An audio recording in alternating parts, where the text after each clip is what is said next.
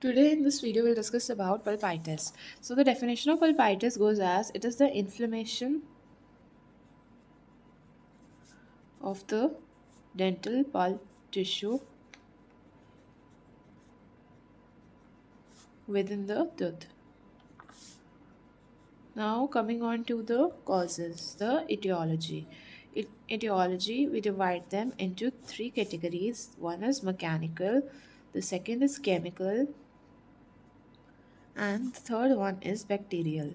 Now in mechanical, first of all, we will write about the barometric changes, then pathological wear, then trauma, then cracked tooth syndrome. Okay, then this is the mechanical, which is caused due to physical causes. Then the mechanical causes which are caused due to heat, that is the thermal. We will discuss them too. First of all, we will remember that there is a person who is a chef, and we call him Chef G. Okay, now by C, what do I have is conduction of current or temperature through fillings. Then by H, I have heat from the cavity preparation. Then E, exothermic heat from setting of cement. Then F, stands for frictional heat from polishing the restoration. And G at last stands for electrical galvanic current. Alright, now coming on to the chemical, first we have phosphoric acid, then we have acrylic monomer. These lead to erosion and then further pulp exposure. Okay, now coming on to the bacterial. In bacterial, we have the toxins released by bacteria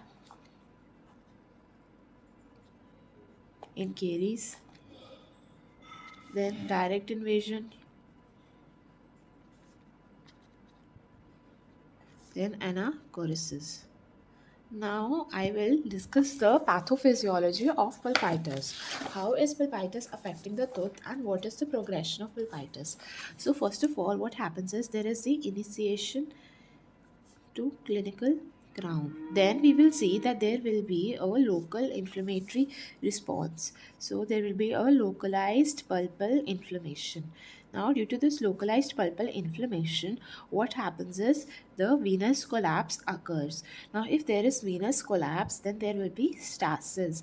Now if there is stasis, there is going to be ischemia. If there is ischemia, it is going to lead to local necrosis. Now due to all this, what will happen is there will be release of local intracellular inflammatory agents.